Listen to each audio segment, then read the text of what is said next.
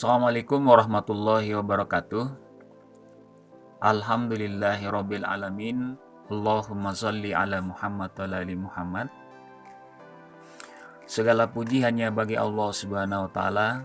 Salam dan salawat kepada Rasulullah sallallahu alaihi wasallam.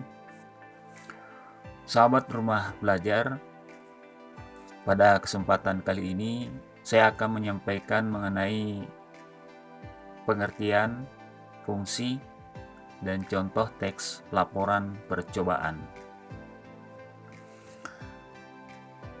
Yang pertama, pengertian teks laporan percobaan. Nah, apa itu teks laporan percobaan? Nah, teks laporan percobaan merupakan teks yang menyajikan informasi tentang sesuatu sebagaimana adanya. Informasi yang dilaporkan merupakan hasil observasi dan analisis yang sistematis. Misalnya laporan informatif yang berisi tentang makhluk hidup seperti tumbuhan dan hewan, dan makhluk non-hidup seperti sepeda dan samudra. Jadi itu pengertian dari teks laporan percobaan. Jadi intinya di sini teks laporan percobaan itu bersifat logis, sesuatu yang nyata. Ya, karena merupakan suatu hasil observasi, merupakan suatu analisis yang sistematis, atau merupakan sesuatu hasil eksperimen.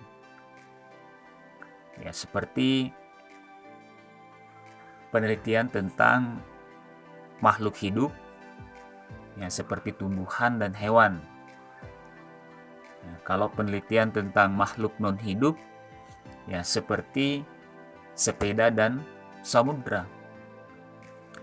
Ya, jadi teks laporan percobaan merupakan sesuatu yang logis dan nyata karena merupakan suatu hasil observasi dan analisis yang sistematis.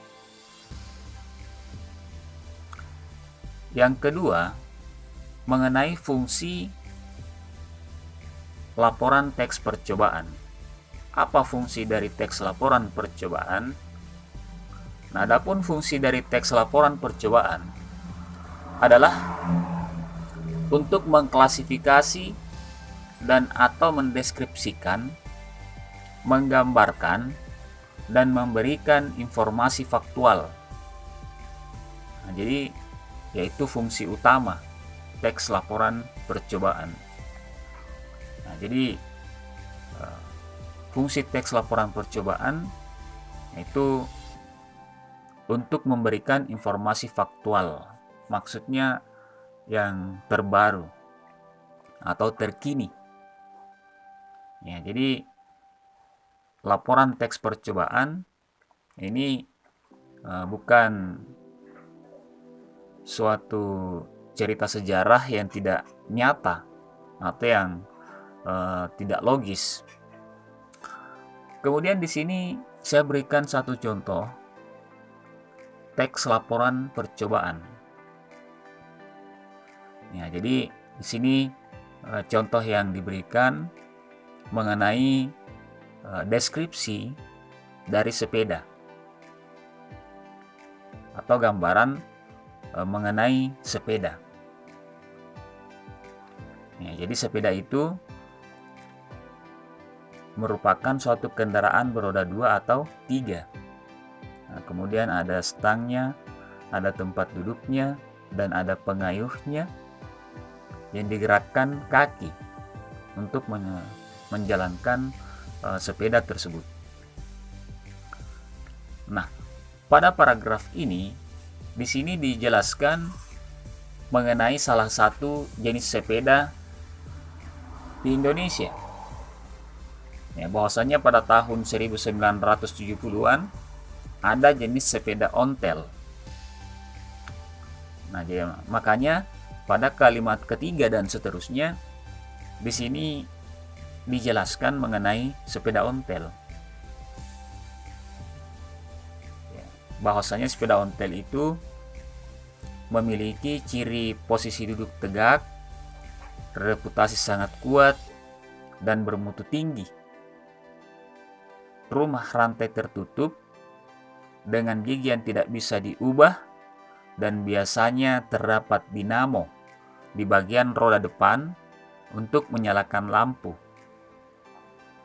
Nah, sepeda ontel juga dilengkapi rem drum untuk pengereman.